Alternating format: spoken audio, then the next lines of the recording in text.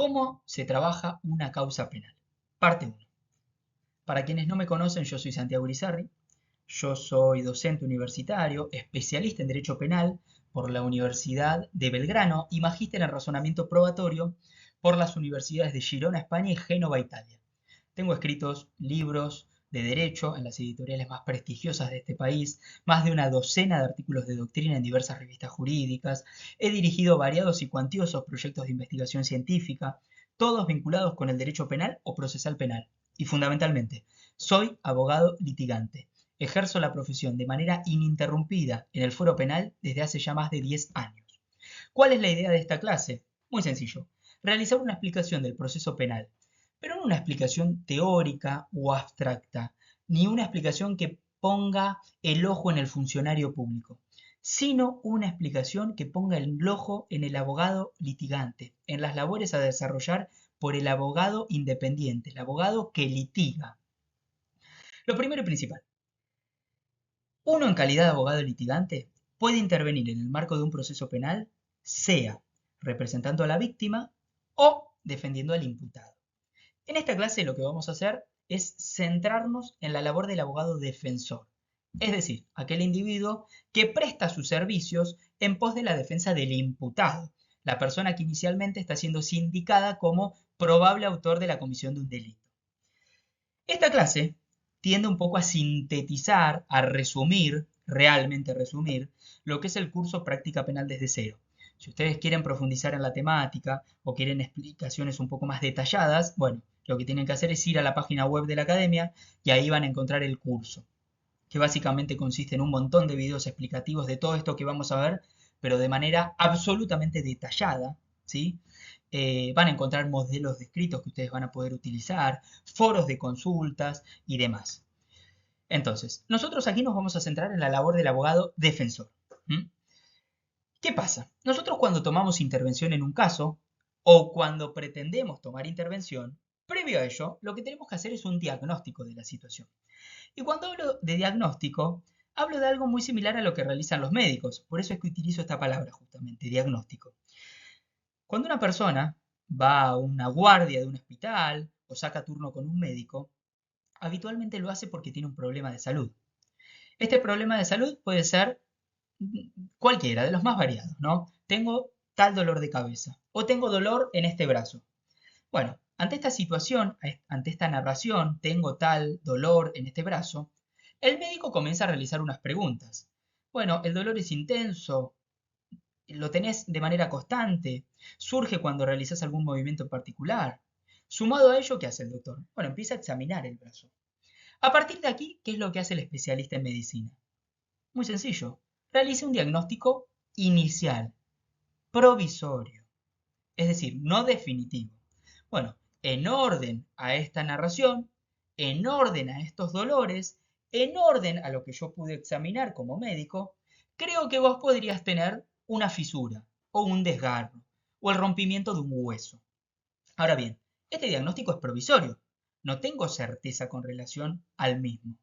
Para tener certeza, o por lo menos para estar un poco más cerca de la realidad, de cuál es la verdadera patología que está sufriendo este individuo, ¿yo qué tengo que realizar? Bueno, otros estudios, otras evaluaciones. Por ejemplo, una resonancia magnética, una radiografía. Una vez que tengo la radiografía en mano, ¿qué realizo? Bueno, un diagnóstico ya definitivo. Efectivamente, lo que creí es correcto. Vos te rompiste un hueso. Con los abogados y con las causas penales pasa lo mismo. Nosotros en nuestro estudio vamos a recibir a potenciales clientes. Estos potenciales clientes acuden a nuestro estudio como consecuencia de un problema que los está quejando. Tengo tal conflicto con tal persona. Este conflicto se exterioriza mediante una narración. Nos van a contar qué es lo que le pasó. No, salí a la calle y una persona me agredió, me dijo tal cosa y la verdad que tengo miedo. ¿Qué hacemos nosotros con esta narración que puede ser de lo más variada? Un diagnóstico provisorio. Bueno, yo esta narración entiendo que evidencia determinado problema. Este problema puede corresponderse con la comisión de tal delito, ¿sí? Que puede ser que este individuo haya cometido o puede ser que otra parte haya cometido, otro individuo haya cometido. Pero nosotros lo que hacemos es ponerle nombre al problema. Y cuando hablo de ponerle nombre, hablo de dos cosas. Primero y principal, determinar si la narración tiene o no importancia para el derecho penal. ¿Me está contando un hecho que tiene relevancia penal y que consecuentemente se corresponde con un posible delito o no? Si no tienen relevancia penal, nosotros no vamos a poder desarrollar labores en el mundo del fuero penal. Si tienen relevancia penal, tenemos que inmiscuirnos aún más en el mundo del derecho penal y determinar efectivamente cuál podría ser el delito cometido o por este individuo o por otro individuo, ¿sí? Lógicamente, en algunos casos, esta persona ya nos viene con una papeleta, es decir, con una cédula en mano diciendo me llegó esto. Entonces, lo que nosotros tenemos que analizar es qué es lo que le llegó, qué es lo que notificaron, cuál es la resolución concreta, y ahí vamos a poder tener un poquito más de certeza con relación al asunto. Ahora bien, este diagnóstico, ¿sí?, que surge de esta charla, de esta entrevista en nuestro estudio jurídico, es un diagnóstico inicial, ¿sí? Es decir, absolutamente provisorio. ¿Por qué? Porque a veces las personas, en su gran mayoría que nos vienen a ver, no saben de derecho. Quienes sabemos de derecho somos nosotros, por eso es que nos vienen a ver. Entonces quizás tienen una conceptualización de la situación totalmente errada. En algunos casos le atribuyen una magnitud al problema que realmente no lo tiene. En otros casos le quitan trascendencia al problema cuando realmente estamos ante un problema grave. ¿Cuándo es que vamos a tener un poquito más de certeza con relación a la situación? Cuando hagamos el diagnóstico definitivo. ¿Cómo se realiza el diagnóstico definitivo? Simple, viendo el expediente, viendo la causa. Al día de hoy, la gran mayoría de las legislaciones procesales, concretamente de los ámbitos jurisdiccionales, tienen un expediente digital. ¿Sí? La realidad es que la tecnología ha avanzado muchísimo en el fuero penal, y ahí lo que va a depender un poco en lo que hace la consulta del expediente tiene que ver con cuál es la jurisdicción en la cual estamos litigando. Por ejemplo, estamos en el ámbito de la nación, o estamos en el ámbito, por ejemplo, de la provincia de Buenos Aires. Bueno, dependiendo justamente de dónde nos encontremos, el sistema de consultas del expediente virtual va a ser uno u otro. Yo todo esto, es decir, la consulta del expediente virtual, la explico de manera detallada en el curso que hoy les hacía mención, Práctica Penal desde cero. Ahora bien, cuando vemos el expediente, lo que tenemos que determinar son 3 o 4 cositas que son trascendentales. Primero y principal, ¿en qué etapa del proceso nos encontramos? ¿Y esto por qué lo digo? Porque a veces nos vienen a ver personas que, habiéndose desentendido de la causa penal, no tienen la más pálida idea de dónde están paradas. No saben si el proceso recién inició, si está avanzado, si está avanzadísimo. No saben prácticamente nada. ¿Por qué? Porque durante toda esta primera etapa del proceso se han manejado con la defensa oficial, la que es suministrado por el propio Estado cuando uno no pone un abogado particular, y la verdad es que el contacto entre el imputado y la defensa oficial, atento al trabajo que tienen las defensorías oficiales, que realmente están sobrepasadas de trabajo, es prácticamente nulo y en consecuencia prácticamente no se enteran de qué tan avanzado está el litigio. Entonces, primero que tenemos que ver, fundamental, es dónde estamos parados. En concreto, ¿estamos en la etapa de investigación? ¿Estamos en la etapa intermedia? ¿O estamos en la etapa de debate? Nuevamente, yo todo esto lo explico en detalle en el curso. Si estamos en la etapa de investigación, por ejemplo, hay que ver en qué subetapa estamos, es decir, en qué parte de la investigación nos encontramos. Hay dos grandes momentos. Uno es previo a la indagatoria, es decir, a la declaración del imputado, y uno es con posterioridad a ello. En otras palabras, el imputado fue citado a declarar o declaró o todavía no declaró. Nuestras labores van a variar dependiendo de ello. Lo mismo con la etapa intermedia o con la etapa de juicio. Por ejemplo, ¿ya se realizó el debate oral o no se realizó? ¿Sí? Recordemos, nosotros podemos realizar labores aún habiéndose realizado el debate oral. ¿Cuáles serían nuestras labores? Obviamente, impugnar una decisión en contra de los intereses de estas personas que nos viene a ver, o incluso representarlo, asesorarlo durante la etapa de ejecución de la pena, por ejemplo, si ha sido condenado, que no es menor. Ahora bien, viendo el expediente y determinando en qué etapa del proceso nos encontramos, vamos a tener que hacer un poco de futurología, lo cual no es fácil, ¿sí? ¿Qué implica hacer futurología? Bueno, intentar determinar de antemano ¿Qué tanto trabajo por parte nuestra va a requerir esta causa? ¿Y qué tanto tiempo nos va a llevar esta causa? Por supuesto que este diagnóstico, a medida que vayamos ganando experiencia, cada vez va a ser más puntilloso, más detallista, nos va a resultar más fácil realizarlo. Al principio va a ser difícil. ¿Qué tan complejo es el asunto? ¿Y qué tan grave es el delito? Y cuando hablo de complejidad, lo separo de la gravedad, porque a veces puede ser que el delito sea grave y que el asunto no sea muy complejo. O viceversa, que el delito no sea grave, por ejemplo, una estafa por cuestiones patrimoniales muy chiquititas, pero que a nivel probatorio el tema sea complejísimo, ¿sí? Que requiera de pericias económicas, etcétera, pericias contables, etcétera, etcétera, etcétera. Entonces hay que ver, estamos ante una causa compleja, ¿sí? Que va a requerir, por ejemplo, de muchas pericias, de mucha prueba, y la prueba es prueba muy especializada en una materia determinada, como decía hoy, materia contable o no. Por otro lado, ¿qué tan grave es el delito que se está investigando? Yo en este punto, en el curso, lo que hago es dividir los delitos según su gravedad. A grosso modo, hay delitos graves, intermedios y leves, por decirlo de alguna manera. Un delito leve podría ser un hurto. Un delito de gravedad intermedia podría ser una estafa. Un delito de gravedad, es decir, de gravedad propiamente dicha, podría ser un homicidio, un secuestro extorsivo, etc. Entonces, eso hay que analizarlo. Finalmente, ¿el imputado está detenido o está en libertad?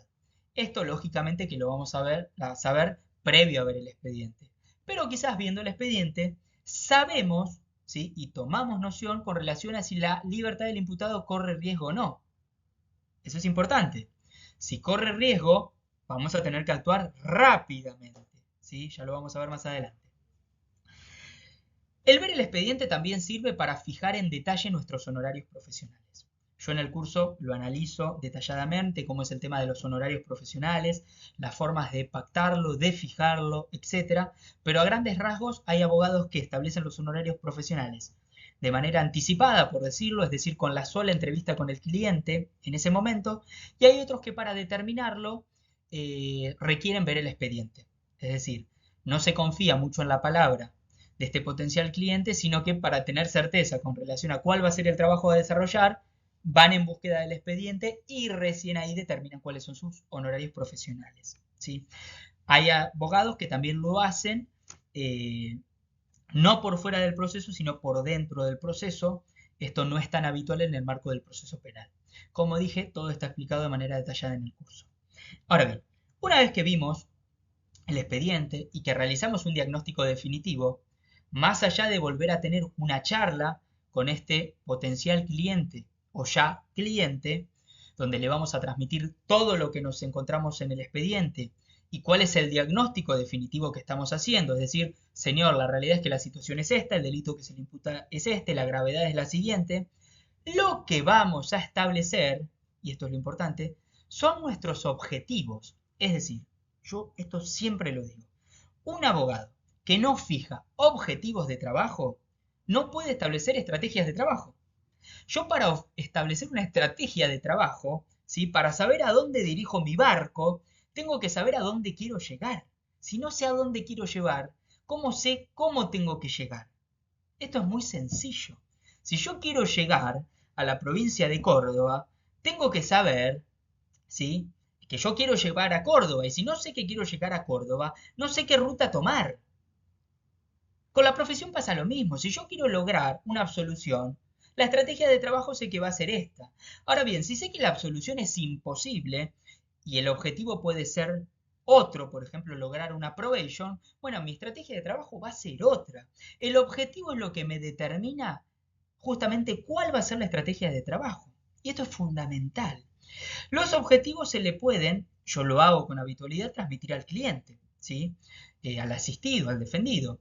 Mire, la verdad es que la situación es muy complicada, difícilmente logremos una absolución, vamos a intentar lograr una probation, es decir, una suspensión de juicio a prueba. Quizás esto también es difícil de lograr, bueno, vamos a intentar que la causa penal se dilate, es decir, vaya lo más lento posible. ¿A fin de qué? A fin de que el debate se realice dentro de 6 años y no ahora mismo, porque quizás dentro de 6 años cambió la normativa aplicable y hay una normativa más beneficiosa para el imputado, o el imputado ya llega a una edad tan avanzada que aún perdiendo ese debate oral e imponiendo una sanción, la misma no es de efectivo cumplimiento. Estoy poniendo ejemplos. Los objetivos pueden ser de los más variados. Desde lograr la extinción de la causa penal, por ejemplo, la prescripción, desde lograr la extinción por reparación integral del daño causado, desde lograr una suspensión del juicio a prueba, desde lograr un buen juicio abreviado, desde lograr que el debate no se lleve a cabo, desde lograr la absolución, desde lograr el sobreseimiento, desde lograr que haya un cambio de calificación legal hasta lo que se les ocurra. Los objetivos son de los más variados. Yo los analizo también en el curso. Pero sí o sí tenemos que tener objetivos claros. E incluso, no necesariamente tenemos que tener un único objetivo. Podemos tener objetivos subsidiarios. Por ejemplo, en una causa penal que acabo de agarrar justo el día de hoy, que tomé intervención hoy. Viene una persona al estudio, tengo una entrevista, tomo el asunto. Perfecto. ¿El objetivo cuál es? Lograr el sobreseimiento. Ahora bien, yo sé que si ese sobreseimiento rápidamente no lo logro, probablemente lo que me convenga es lograr una suspensión del juicio a prueba, una probation, artículo 76 bis del Código Penal. Y sé que si esa probation no la logro, lo que tengo que hacer es intentar posicionarme desde lo probatorio para llegar de la mejor manera posible al debate oral. Y ahí sí lograr la absolución. Pero son objetivos subsidiarios. Si no logro este, bueno, voy por este otro. Es importante tener objetivos subsidiarios para anticiparnos a lo que puede llegar a pasar en la causa. Hay abogados que lamentablemente se ponen un solo objetivo y quedan ahí. Y si ese objetivo no se da, quedan en la nada misma. Bueno, eso no nos tiene que ocurrir. Continuemos. Fundamental, como decía hoy, nuestra labor va a variar conforme tomemos intervención como abogado defensor de una persona que está detenida o no. Si la persona está privada de la libertad, más allá que probablemente el diálogo inicial lo hayamos tenido con sus familiares, yo también en el curso explico un poco cómo es este diálogo, cómo es que luego tomamos diálogo más específico con el imputado y demás.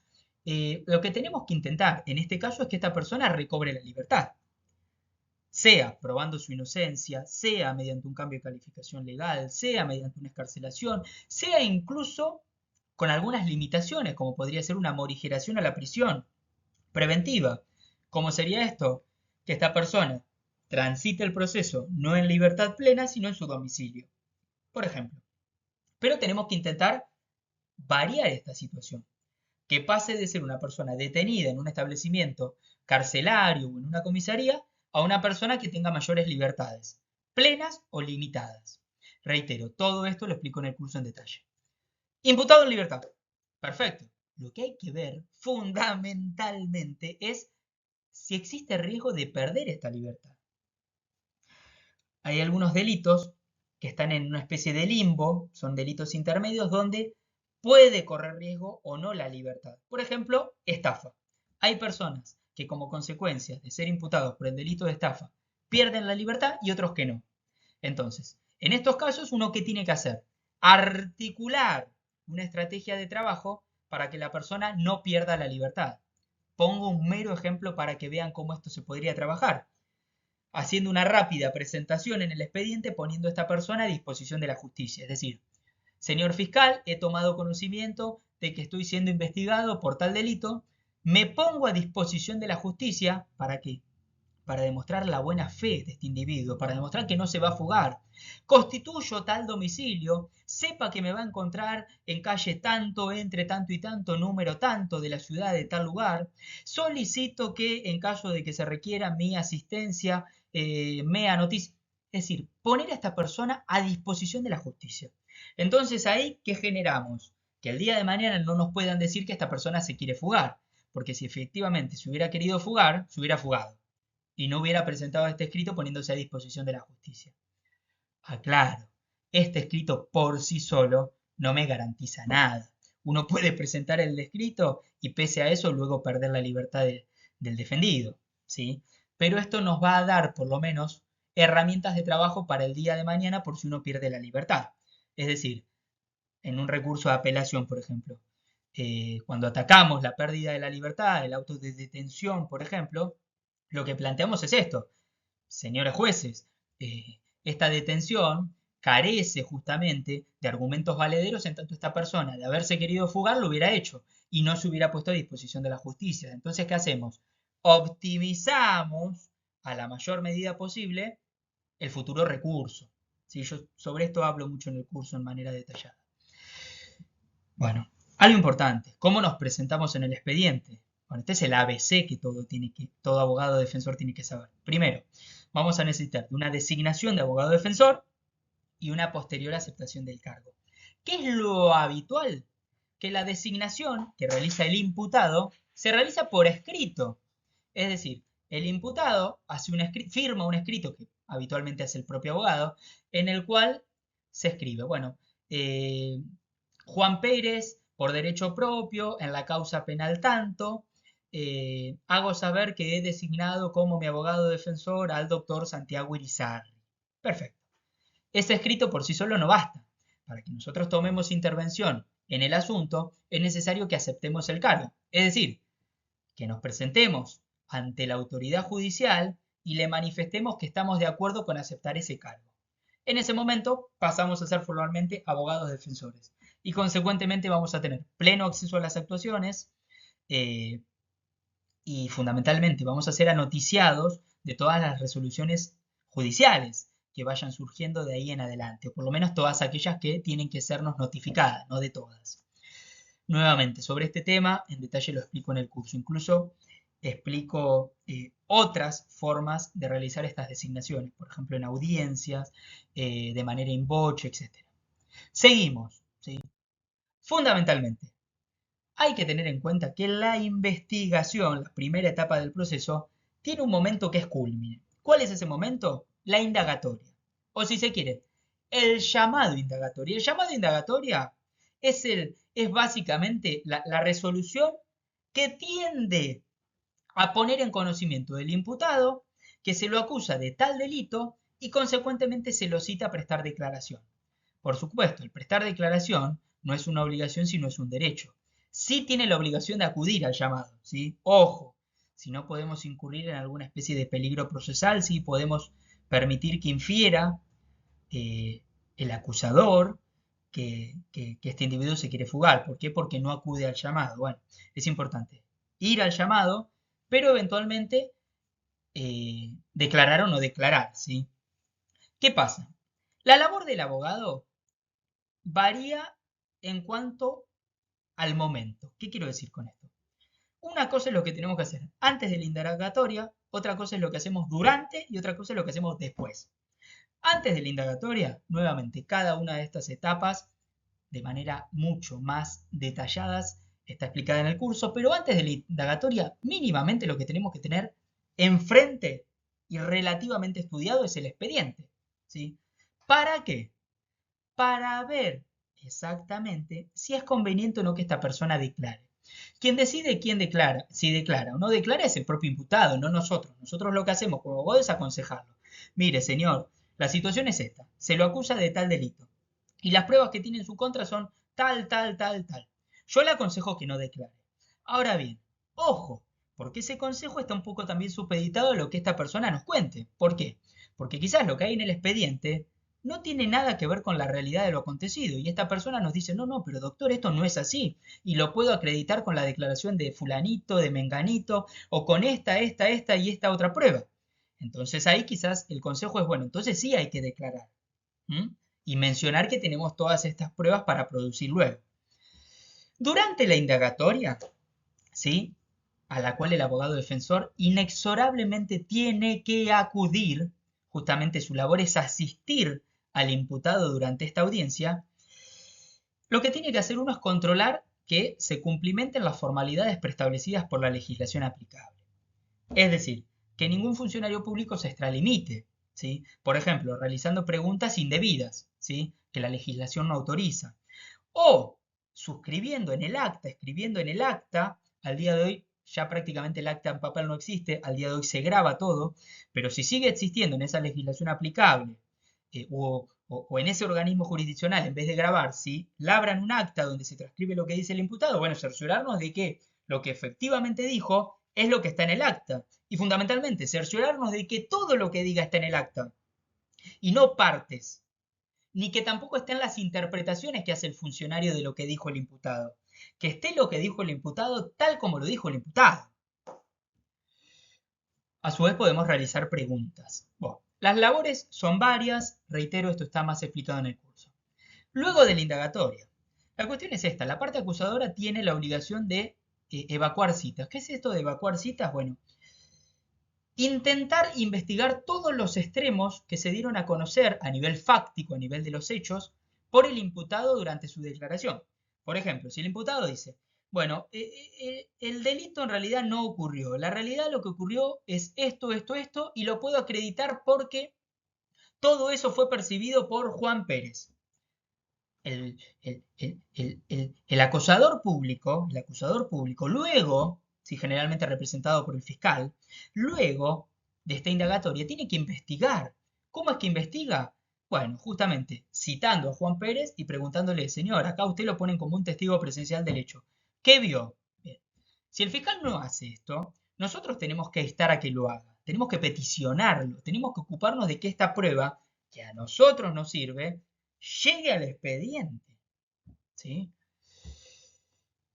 Cuestiones importantes. ¿Sí? Una cosa es la defensa técnica y otra cosa es la defensa fáctica. Por defensa técnica me refiero a toda la cuestión relativa con lo jurídico propiamente dicho, con los tecnicismos. Por ejemplo, cuestiones relativas a nulidades, al proceder regular que se materializa en este caso. ¿Sí? ¿Se está respetando la normativa aplicable o no? ¿Se está haciendo cualquier cosa? Bueno, eso es parte de la defensa técnica. Por ejemplo, parte de la defensa técnica tiene que ver, este es el ABC, analizar si el delito y la acción penal más concretamente prescribió o no prescribió. Bueno, otra cosa es la defensa que yo llamo fáctica. ¿Qué es esto de la defensa fáctica? Bueno, la defensa que tiene que ver con el hecho que se investiga. Este hecho que están imputando, ¿ocurrió o no ocurrió? ¿Ocurrió de igual manera que se le está endilgando a este individuo o ocurrió de una manera distinta? Eso es parte de la defensa fáctica. ¿Sí? En lo que hace a la defensa fáctica, nosotros nos vamos a transformar en una especie de detectives y de investigadores. Vamos a tener que hablar con el imputado, eventualmente podemos hablar con algún que otro testigo que nos suministre información, tenemos que quizás pedir información a dependencias oficiales o entidades, empresas privadas, tenemos que hacer una labor un poco detectivesca para saber qué pasó y si eso que pasó nos sirve, llevarlo al expediente para probar que el imputado o no cometió un delito o no cometió el delito que se le endilga, quizás cometió un delito menor. Bueno. Errores comunes, que también en el curso de manera detallada los trato, no solo esto, sino muchos más. Primero, es un grave error quedarse de brazos cruzados, es decir, esperar a que lo notifiquen de cómo sigue la causa y no hacer nada más.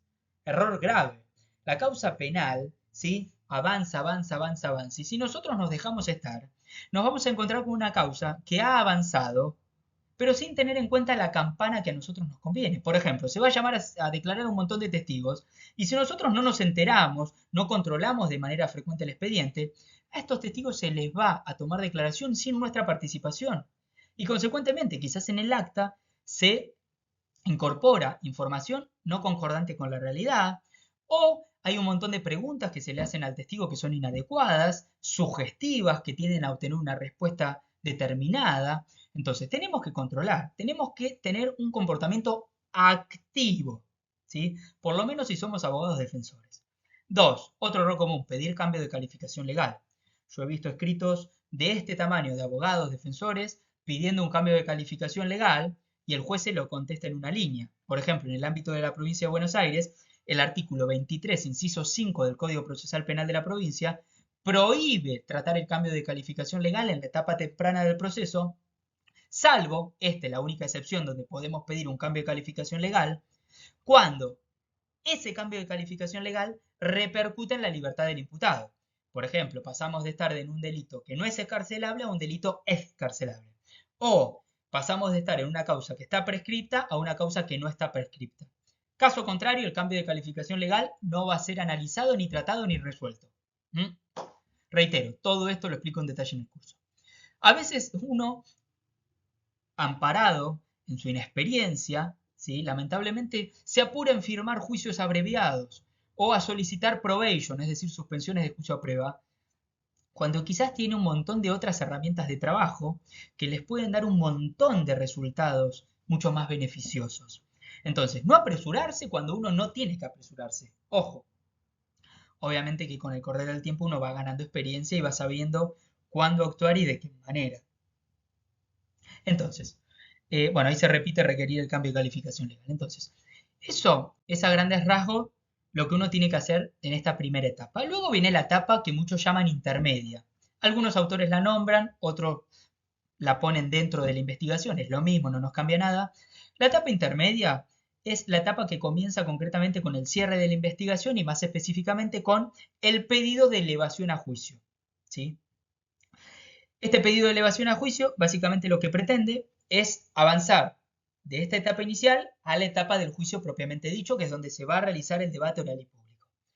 ¿Qué es lo que nosotros tenemos que hacer? Bueno, primero y principal, tenemos que tener en cuenta que de ese pedido de elevación a juicio que va a ser resuelto por el juez, por ejemplo, en el ámbito de la provincia de Buenos Aires, por el juez de garantías, así se lo llama, se nos va a dar traslado. ¿Para qué? Para que manifestemos o presentemos un descargo, técnicamente se lo llama oposición, con relación a esto que esgrime la parte contraria. ¿Qué es lo que tenemos que hacer? Primero, analizar el hecho endilgado. Fundamentalmente, ver si este hecho por el cual se pretende elevar la causa a juicio es plenamente concordante con el de la indagatoria. No puede variar, ¿sí? Esto también lo trato en el curso, se llama principio de congruencia. Analizar cuáles son las pruebas, es decir, la parte contraria. En este escrito, ¿presentó todas las pruebas o hay un montón de pruebas en el expediente que nos favorecen y no fueron mencionadas? Fundamentalmente, estas pruebas que cita y que menciona, ¿realmente son tales?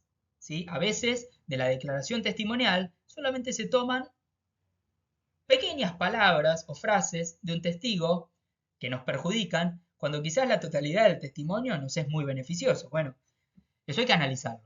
Finalmente, el procedimiento, y esto hace la defensa técnica, ¿cumplimentó las formalidades preestablecidas por la legislación procesal aplicable y vigente? Es decir, ¿hay nulidades? ¿No hay nulidades? ¿Se trabajó bien, mal, más o menos? Bueno, esto es para analizar. Posibles planteos que uno tiene que presentar. Hay que analizar la extinción de la acción penal, es decir, alguna causal de extinción de la acción penal que se haya materializado y que podamos plantear, por ejemplo, prescripción, este es el típico caso. 2. ¿Hay nulidades? ¿Encontramos alguna nulidad? Bueno, las nulidades van a surgir en líneas generales de la legislación vigente, aunque hay algunas de orden general que tienen que ver con todos aquellos actos procesales que violan el derecho de defensa, ¿sí? Por ejemplo, un claro caso, que es raro que se vea, pero bueno, lo pongo para que se sepa, tomarle declaración al imputado sin la presencia del abogado defensor. Esto es una nulidad de acá a la China. Cambio de calificación legal. ¿Podemos plantear un cambio de calificación legal o no? Como dije, la regla es que no se puede hacer salvo casos excepcionales.